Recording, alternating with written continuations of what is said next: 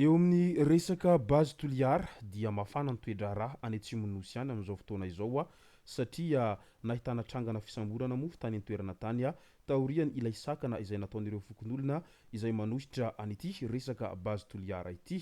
Ka ny pitsopitsony mahakasika an'izay ny fakafakaina amintsika ato anatin'ity vidéo ity ka manasa antsika rehetra hanaraka an'ity vidéo ity hatramin'ny farany. Azadino ny milaiky ny vidéontsika ary tsara voatrandry ny miabone amin'ny chaîne-ntsika mba ahafahanareo manaraka tsy tapaka ny vidéo zay lefa nahita isan'andro. Tsy ampy-andrela moa isika fa avy hatrany tonga de vavany ndao ary.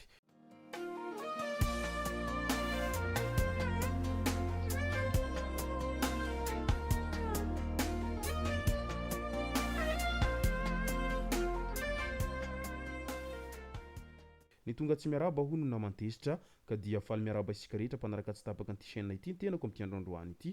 Arakin'izay efa natsipiko zay dia ny mahakasika andraha raha base toliara no tena iompanantsika ato anatin'ity vidéo ity. Fa milohan'izay dia andao aloha ho resantsika ireto tsara ho fantatra manaraka ireto.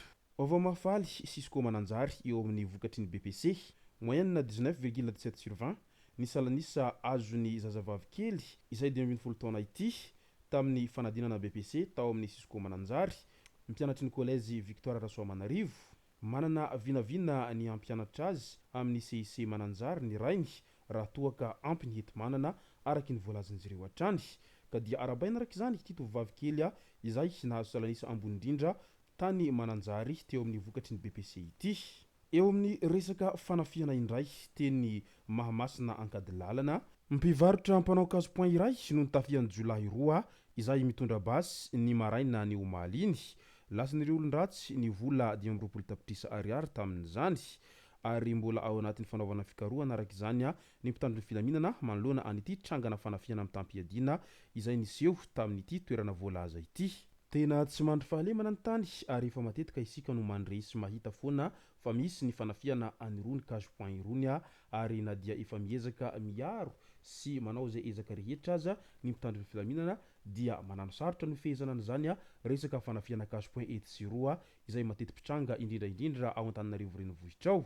Fanondranana antsokosoko indray teratany Tailandais saika hanondrana vato mena izay 420 isa ruby milanja 720 faingo telegrama antsokosoko noho ny samborony mpitandro ny filaminana avy amin'ny ANAF na autorité antifraude tamin'ny andron'ny zoma 1 Jolay 2024 lasa teo iny teny amin'ny mpiara-manidina Ivato saika hiondrana tamina sidina ET 850D ny hazo any Addis Abeba mifandraika amin'ny sidina makany Bangkok izy io no tratra izao.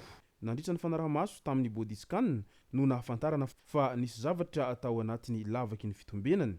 Ny aiky ny tenany fa tena nitelina vato sarobidy taoriany nitondrana azy teny amin'ny hôpitaly miaramila.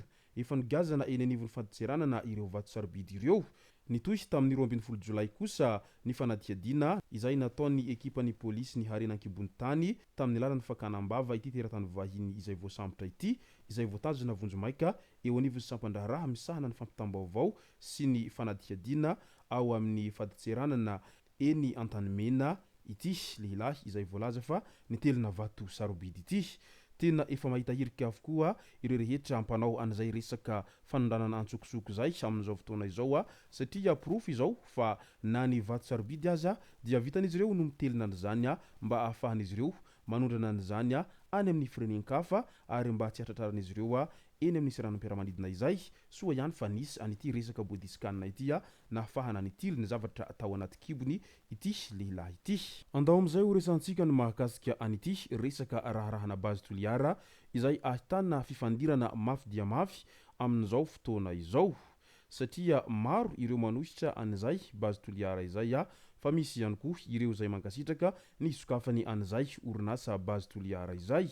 Mihorohoro tanteraka indray ny mponina ao Benetsy, commune Ankilmalinika sy amin'ireo tanàna voakasiky ny fitrandrahana Fasimainty ataon'ny tetikasa base toliara amin'izao fotoana izao.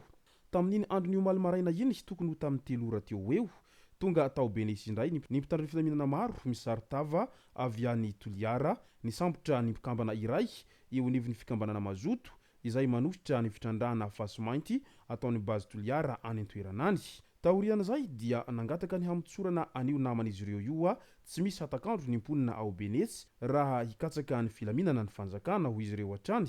Hatahorana hihitatra amin'ny fifamonoana eo amin'ny mpanositra sy ny mpomba ny tetikasa bazy toliara ity raharaha ity raha ny zava-misy any an-toeranany no asiana resaka amin'izao fotoana izao.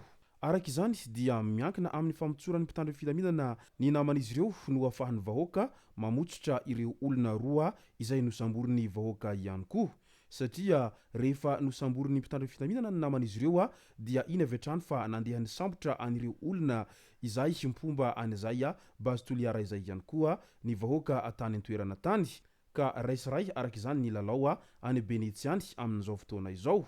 Misamboravoara ny toe-draharaha ao Benetsy amin'izao vokatrin'izay fisamborana izay. Midika izany rehetra izany fa ny mponina samy mponina any an-toerana ihany no miady amin'izao fotoana izao vokatrin'izay hevitra tsy mitovy amin'ny resaka bazy toliara izay. Ao ireo mpomba ny bazy toliara izay tsy manaiky ny tsy handehanany izany resaka bazy toliara izany. Ao ihany koa ireo izay manositra hatramin'ny farany ny handehanany izay tetikasa bazy toliara izay any an-toeranany ary hita fa tena samy tsy manaiky lembenana na ny an-dany na ny ankilany manoloana an'ity resaka tetikasa bazy toliara any an-toeranany amin'izao fotoana izao ity. Izao zany vao tonga amin'ilay fitenenana manao hoe zarazarao mba hanjakana araky ny voalazan'ny Galieny tamin'izany fotoan'androny fanjanahantany tany hoany. Ka ny pirofo izao ny zava-mitranga any Toliara manoloana an'ity tetikasa bazy toliara ity satria ny mponina any an-toerana dia lasa mizara anankiroa be izao noho izay hevitra tsy mitovy eo amin'ny resaka tetikasa bazy toliara izay. Raha izao no mitohy dia hanano sarotra no fehezana an'ireo mponina any an-toerana any manoloana an'ity resaka tetikasa bazy toliara ity. Moa ve tena fisamborana tokoa no vahaolana mba hampandeha an'ity raharaha ity any an-toerana any sa inona no tokony ho marimaritra iraisana mba ahafahana miditra amin'ny fifampiresahana sy ihany koa mba ahafahana manatony an'ity toe-draharaha izay azo lazaina fa mahafana any an-toerana any amin'izao ankehitriny izao. Fa raha toa ka sanatria tsy misy izay vahaolana ho aroso izay dia asa angambany fa mety famono ireo mponina any an-toerana any manoloana an'ity raharaha ity. Izay no masaka azona roso tao anatin'ity video ity tompoko lazy tompoko vavy misaorantsika rehetra nanaraka an'ity video ity hatramin'ny farany. Azadino ny milaiky ny video antsika ary tsarovatra hatrany ny miabone amin'ny chaîne antsika mba ahafahanareo manaraka tsy tapaka ny video zay lefa nahita isan'andro. Tompoko lazy tompoko vavy makasitraka dia mirary soa.